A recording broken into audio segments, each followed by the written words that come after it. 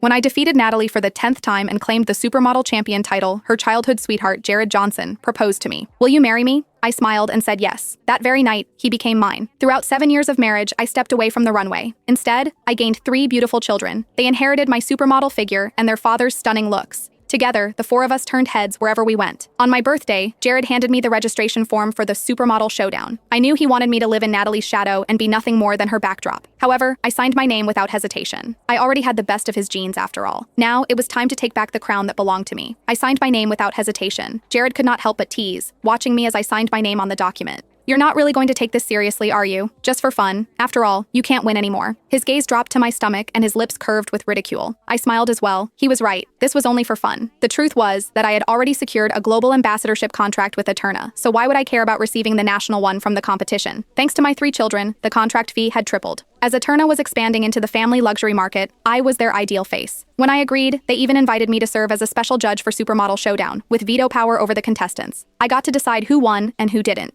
Later that evening, I saw Jared's messages with Natalie on his laptop. "Jared, has Clarissa agreed to compete? I want everyone to see me step on her." Jared replied within seconds. "Don't worry, everything is set. The way she looks now, she'll fall hard." I was not surprised by Jared's message. I had always known he did not love me, and his proposal had been for Natalie's sake. 7 years of marriage and 3 children had been his way of burying my career completely. However, I had my own purpose with him. I wanted his genes and to have beautiful children. So the moment he proposed, I agreed without thinking. After all, a modeling career could not last forever. It was better to prepare early than to be cast aside by time. I had already reached the peak, and I no longer needed the crown. What I wanted more were clever, beautiful children of my own. Natalie sent him cheerful emojis. Jared replied quickly, "She's had 3 children and gained 10 pounds. She's a pig compared to you." I laughed to myself. To comfort Natalie, he would say anything. When I debuted as a model, the industry was amazed by my figure ratio, and I had only grown more striking with time. Just yesterday, Eterna had praised my updated measurements and raised my fee. Hearing Jared's insults, however, allowed Natalie to relax. She cooed sweetly. "Thank you, Jared, for taking such a burden off my heart. Once I win, I'll give you a child too." Jared's reply was curt. "I will never cross that line. Loyalty to my family is where I draw the line." I froze and closed the laptop, walking over to the dining table and cutting myself a piece of cake. I already had my children. Raising them without him would not be impossible. After only 2 bites, Jared knocked it aside. "Look at the shape you're in. And you're still eating?" When I finally glanced properly at the cake, I noticed Natalie's name written. It turned out the cake was meant for her. I set down my fork and asked calmly, "I gave birth and am raising 3 children. Do I not deserve a piece of cake on my birthday?" He tossed his black card onto the table, his expression edged with impatience. "Don't make a fuss over something so small. The card has no limit. Buy yourself whatever you like. I have work. Bye." Half an hour later, I saw Natalie's latest post online. "Thank you, Jared, for such an extravagant birthday celebration. You will always be my soulmate." I stared at the screen in silence until my kids threw their arms around me. "Don't be sad, Mommy. We'll celebrate with you." My eldest, Anna, had already mastered how to read a room. She